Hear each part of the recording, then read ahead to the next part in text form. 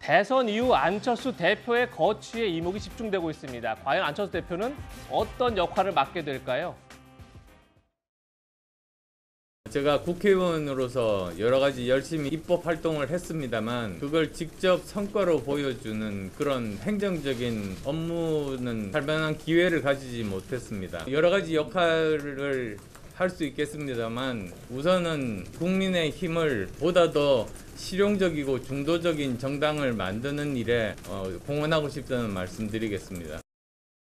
당연히 이면 합의가 있죠. 구두로 했건 문서로 보정했건 간에. 그건 뭐 다른 게 있을 수가 없습니다. 권력 분점이죠. 저가 안철수 씨 같으면 당연히 총리 요구할 것 같아요. 네, 대선 직후에 합당을 하자. 그리고 인수위부터 정부까지 공동 운영을 하자. 이렇게 두 후보가 합의했습니다. 그러다 보니까 안철수 대표가 과연 어떤 역할을 맡게 될 것이냐. 인수위원장, 그리고 이어서 정부가 출범하면 국무총리가 되는 것이냐.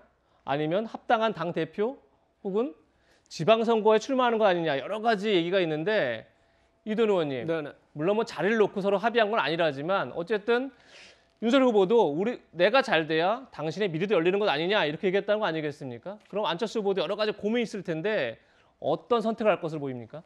우선 지금 뭐 그림에 나와 있는 것 중에 인수위원장은 그럴 가능성이 있어요. 왜냐하면 오늘 회견에서도 그 안철수 대표가 양당의 그 입장을 어떻게 조율하느냐 이 질문에 대해서 그래서 인수위가 있는 거 아닙니까? 하니까 인수위 과정에서 큰 정책을 정하면서 두 당 간에 어떤 정책적 차이가 있으면 그걸 조율하고 또 윤석열 후보와 안철수 대표 간의 어떤 정책이나 이런 부분 또는 철학이나 이런 부분에 차이가 있으면 조정, 크게 또는 미세 조정하는 과정이 필요하기 때문에 인수위원장은 뭐 충분히 효용성이 있다고 보고 두 번째 국무총리.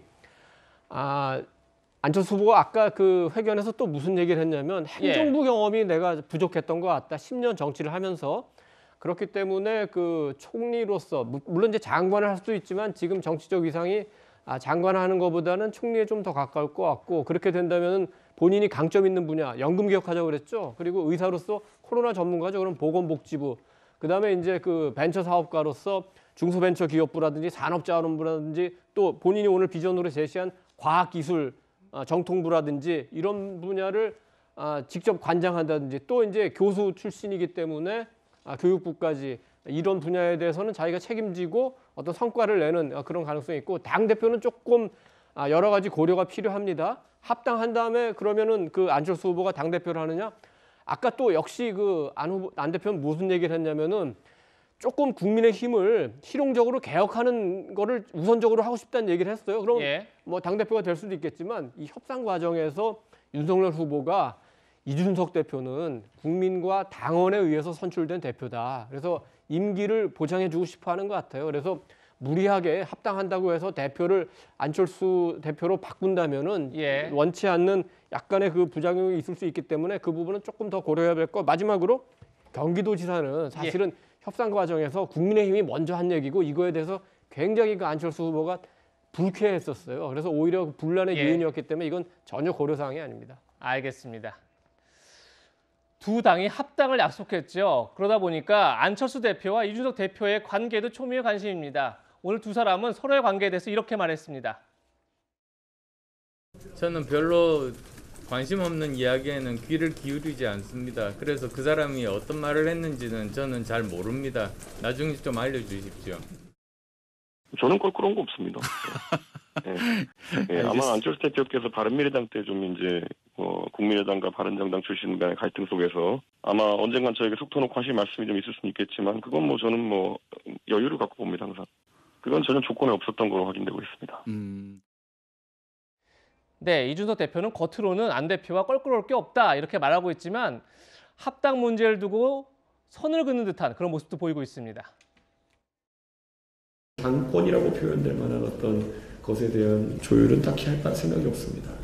국민의힘이라는 정당이 만약에 대선 승리를 하게 된다면은 사실 브랜드 가치로는 상당한 가치를 갖게 되는 당명인데 그것을 굳이 바꾸자고 하는 것은 의도가 오해될 수 있기 때문에 아마 국민의당 쪽에서도 그런 제안을 하지는 않을 것으로 보인다. 이두하 대변인님, 오늘 이준석 대표는 국민의당과 당대당 통합보다는 흡수 합당 이런 얘기를 했고요. 그러다 보니까 뭐 당면 변경 이런 건 전혀 염두에 두지 않고 있다. 그러니까 아직 합당에 대한 구체 논의가 없는 상황에서 이준석 대표가 좀 너무 앞서가는 게 아니냐, 이게 되면 다시 또 분란이 일어나는 거 아니냐, 이런 말도 나올 것 같은데 어떻게 보십니까? 이 부분에 대해서는 제가 알기로는 주호영 원내대표가 원내대표 시절에 합당에 대해서 일정 부분 정리를 해놓은 안들이 있습니다. 예. 그래서 그거는 안철수 후보랑도 좀 조율이 돼 있는 거고요. 그러고 또 아마 이준석 대표도 다 보고를 받은 사항이고, 그리고 지금까지 말씀드렸던 이런 과정에서 있었던 여러 가지 일에 대해서 이준석 대표가 여러 가지 내용을 자세하게 다 보고를 받아서 이 일련의 과정을 다 알고 있었거든요. 그렇기 때문에 그러니까 이런 부분 흡수 합당 이런 부분은 저희가 이제 쉽게 말할 수 있는 건 아니고요. 국민의당 입장도 생각을 해야 되는데 이제 이준석 대표는 본인이 당 대표이기 때문에 이런 말씀을 하시는 것 같은데, 제가 과거에 우리가 서울시장 선거 끝나고 나서 합당할 때 논의된 자세한 내용을 모르겠습니다. 근데 그게 아마 일응의 기준이 될 터이다. 예. 서로 합의가 어느 정도 이루어진 거기 때문에요. 그게 기준이 될 가능성이 높고, 그리고 이런 부분은 지금 후보랑 안철수 후보랑 윤석열 후보가 다 말씀을 하셨는데요. 대선이 끝나고 합당 부분은 또 논의를 해보겠다는 입장인 것 같습니다. 알겠습니다.